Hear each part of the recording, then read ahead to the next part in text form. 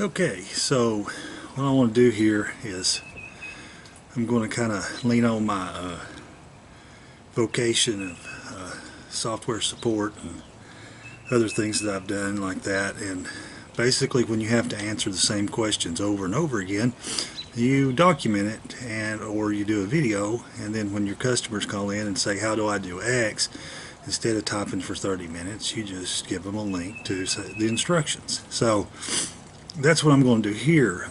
Thanks to Steve Ishtal, I have got a lot of new people coming to my site, and they're asking a lot of questions, and they're good questions.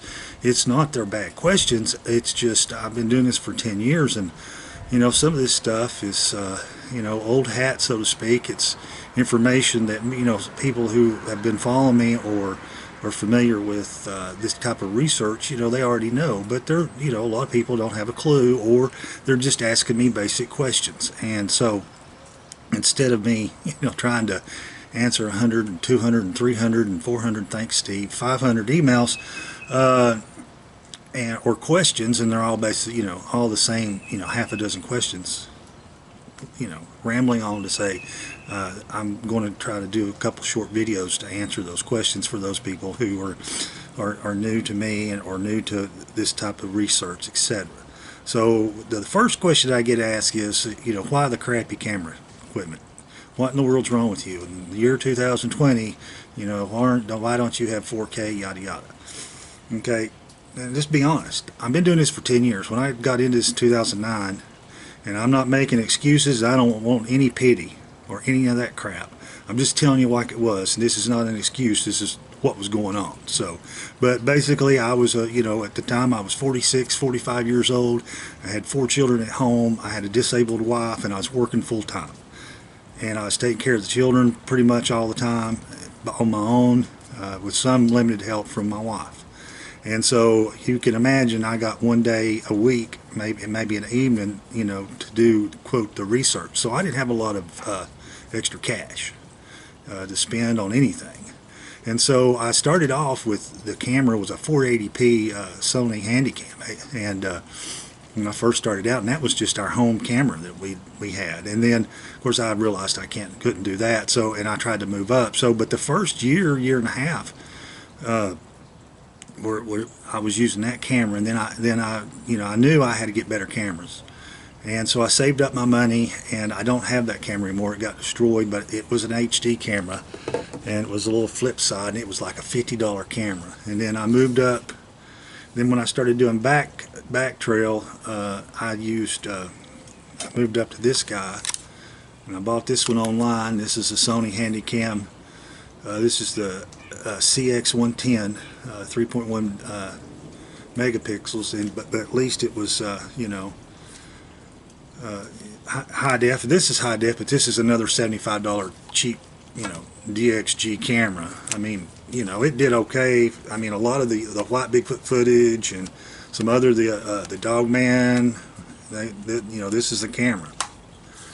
So, you know, you can see I had it all camouflage taped, and like I said, you know, it was actually 100% waterproof, so if it was raining, I could wear it or whatever. But and also, so, well, let me go ahead and get done with the camera equipment. So anyway, so explain real quick. I can kill 2 birds with 1 stone. A lot of people were talking about, don't understand the back trail concept. So early in my research, I was at what's called a feeding station, where you give them food and you try to track them there, and then you try to get pictures of them. Of course, it didn't work very well, and I didn't know that at the time, but I learned. But gotta get ahead of myself. So basically, I don't know, I'll stand up. So basically, I'm kind of like bent over, and I'm messing down here with some, I think it was foods or rocks, and I had my camera, I didn't even have a monopod. So I've got the camera, it's filming, but it's right here, and I tuck it up under like this, and I've got my other hand, and I'm really not filming anything in particular. And so when I get home and I review the footage, all of a sudden, you know, I see a little brown and black dome-shaped head 10, 12 feet away, poked his head up, just for about, just a few seconds. I'm moving, so, it's like I move over and there it is. I move to the right, do some more stuff, swing back, and it's gone. But that was one of the things that clued me into, hey, these things are popping up behind me. These things are looking at me from behind. So I got the idea to try to do a back trail camera. Well, I didn't have any fancy rigs or any way to rig anything up, so I got a piece of foam and I got some elastic not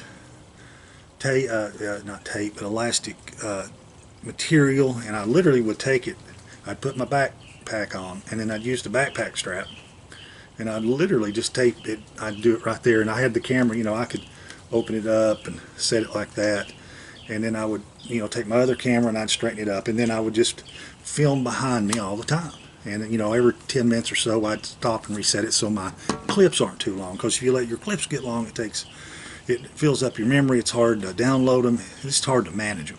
So that's how I got started. So as the time went on, the camera equipment got better. No, I've never got into the $5,000, $6,000, $10,000 camera equipment. Can't afford it. I'm completely self-funded. I'm just an average guy doing an average job in an average town. Nothing special, and so there were a few times people wanted to send sponsorship, send me cameras, and I refused, because I don't want to be beholden to anyone, and I get what I get and do the best I can with what I got. That's what a man does. So that's what I was doing. So now it's 10 years later. I've stopped the official research. I don't go seek them out, and I don't bust the put up all these trail cameras and stuff, because in my opinion trail cameras are like 5%, and that 5% is usually a tongue or an eye or some blurry image, so they know they're there and they pick them out immediately, and that's another question I'll have to answer later. But so for now, what I do is I have returned back to doing my outdoor activities. I go hunting, I go fishing, I camp, I hike a lot, and things of that nature. But I'm not stupid. These things have the ability to attach to people or know that I don't know how to explain it. It's it's been called being marked, but however they do it, probably some sort of sensory thing, or however they do it, they know that and they know that you've been messed with or had an experience or zapped. Usually, if you've been zapped or mind spoke or some type of if they've interfered with you like that, it turns it on.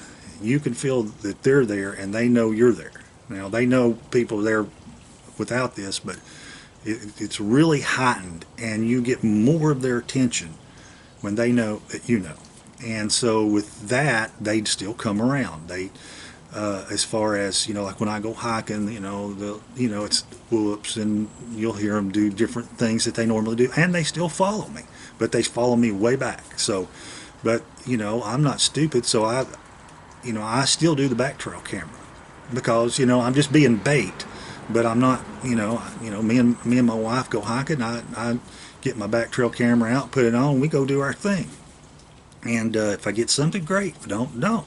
But people ask me, well, you're not supposed to be looking for me more. Well, no, I'm not. But it's kind of like stupid. What if one steps out behind me out of curiosity? It would be really nice to have a 4K video of that. Now it's not going to prove anything. I mean, if Patterson-Gimlin hadn't proved anything, if people poo-poo that, then if I get something 20 yards behind me, follow me down the trail, let's say for 2 or 3 seconds, then jumps off the trail, it's 4K, it's marvelous. It won't matter, because a third of the people say it's crap, a third of the people say I hoaxed it, and about a third probably will say, oh, it's real. So it doesn't matter, but hey, it's me, it's my camera. I've got this thing going on where they like to follow me, so why not? So I'm just being honest, why not? So I have moved up. I've got, this is the rig. I I've been toying with a way to get it on my shoulder. This is a gimbal. Let's see if I can turn it on here. And it's the neatest thing you've seen since sliced bread. And this is a little short, compact one. And I have to use, I have an auxiliary battery I use with it, because this little thing will only last about an hour and a half. But as you can see, you know, it's really neat. And so it gives you really nice, smooth back trail. Instead of the back trail like the white Bigfoot, where I'm walking down the trail and I'm blooping, you know, if something jumps out on this deal, they're in big trouble.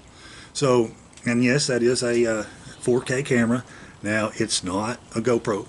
I did a lot of research, and basically for about $100, this camera, same quality, comes with all the bells and whistles that a GoPro does, and it does 4K video. Yeah, and I have no complaints. I've been using it now for a year. I have no complaints. In fact, I bought a second one for a backup.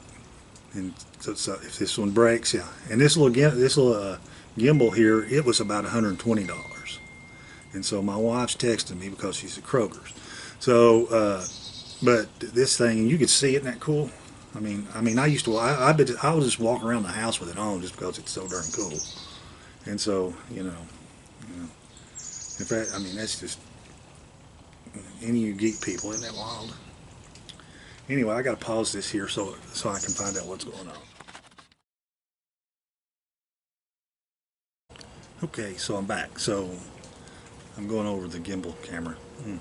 So my first rig is I used like a wrist strap, and I strapped it down, and then the gimbal stuck up, and I put some foam so it wouldn't wiggle so bad. And then I bought like one of those $10 kits that you can get on the internet that has like, well, $10 you get like 50 accessories. And so this accessory, I don't like the red, but I can cover that with something. But basically this is one of those tripods that's, you know, wired, and it's got the rubber. So what I can do with this is I can form it after I put my backpack on. I just form it on my shoulder like that, and then I have a little safety strap I put around it, you know, so it won't come flying off. But as you can see, that's pretty cool, and no matter, you know, so, and that doesn't shake, it stays with my shoulder. So instead it goes with the other way, it would, you know, and it gives really smooth video, and I'll stick some video in, a video example. So that is my camera setup and where we're at now and what I use. Now my mainline camera, I do two cameras. Lots of times I'll take two, just depends. But sometimes on my walking stick, I go ahead and take, I've got another Sony, and it's the one I'm recording on, so I'm going to have to turn it aside to give you the exact model. It's a Sony Handycam HDR CX405 9.2 on your megapixels. Scott's using a high-end, nothing but a tripod here. You spare no expense for you guys. So anyway, so I always, I'm sure people make fun of me. I just really don't care, because I'm 56 years old and I don't give a flip anymore. But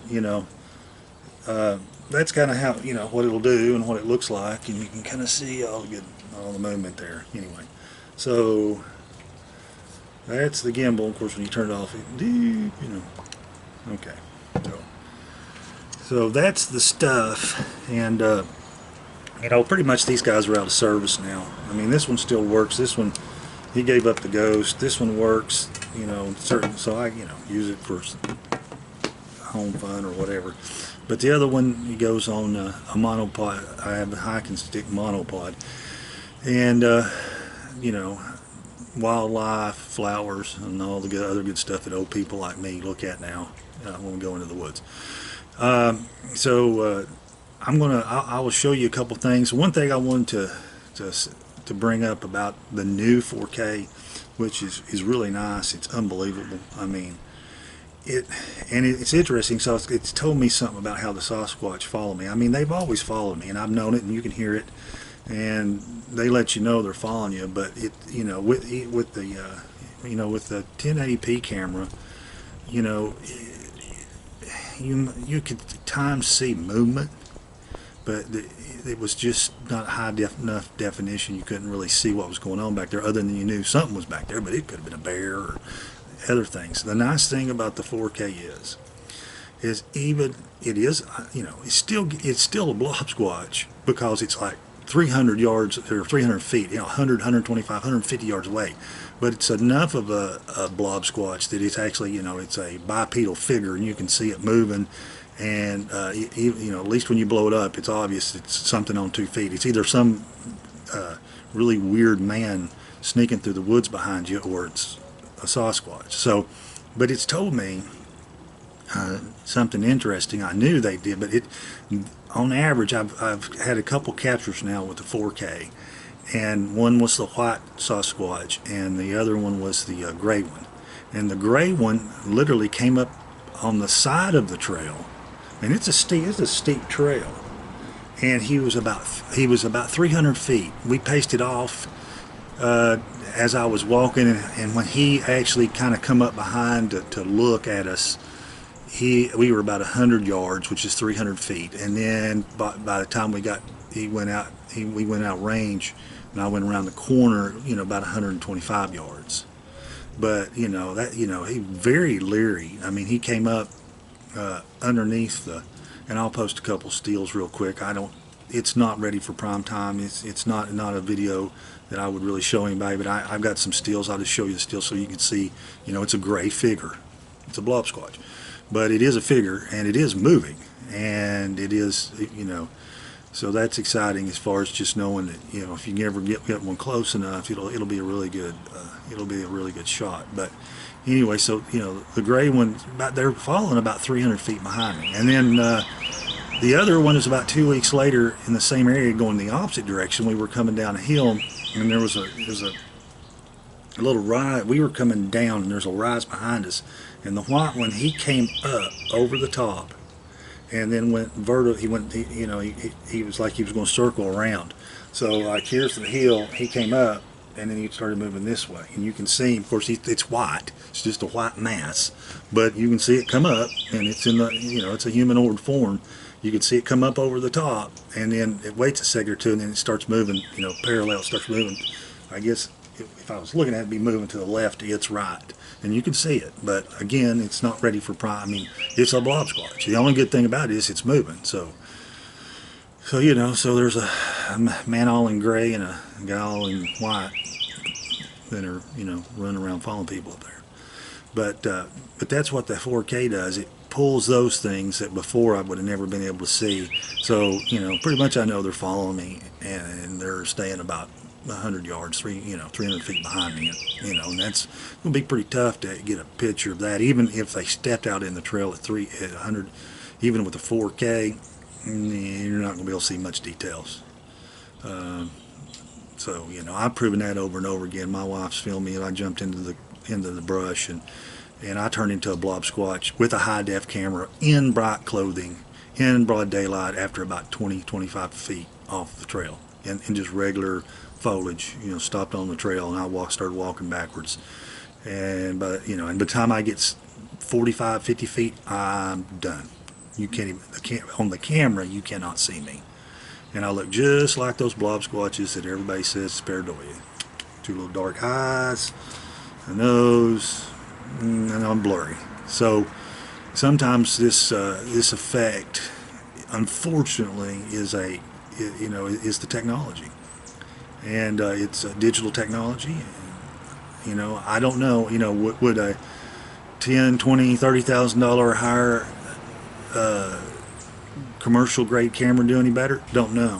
If it's electronic and it's using an algorithm to determine colors, because once you get so far back, it starts doing that mean average thing. And if everything around you is green and you're just one little white spot, it's going to turn you green. And I've demonstrated that with cheaper cameras. Whatever color the foliage I'm in, that's what color it records. So I've been gray, and I've been green, and I've been, fuchsia or whatever. So I've been all kinds of different colors. And it also, your eyes I mean, literally just become two round black dots, and become a blob squatch. So for those who want to know, that answers another question. Why are they, why are some of these photos, what's the blob squatch deal? Well, with a camcorder and or a phone, it's as much the technology as it is anything else, because I can go and sit in the woods and have my picture taken and I look just like a blob squatch. So it may not be the Sasquatch having, some way to bend light around them or whatever the mess with the cameras. It may be just the fact that, you've got something that's black and with gray skin and heavy foliage, and the person's nervous and moving, or it's moving. It's going to be kind of hard, to get high definition, crystal clear, Discovery Channel, white leopard grade. He stayed in the, peed on himself for 16 years before he got that picture. So, that's part of it. So like I said, so that's hopefully answered some questions about the people that are new and are asking questions and wondering, so I agree, it just got common sense. Well, I don't understand, you got all these high definition cameras, why, why are they always blurry? Well, if it's 300 feet behind you in, peeking around a tree and it's gray and black, well, there you go. So hope that answers that question, and I'll probably do a couple more in this series, answer some questions. I'll try to keep them shorter. God, that's probably went 30-45 minutes. And all right, I will talk to you later, and y'all be careful out there.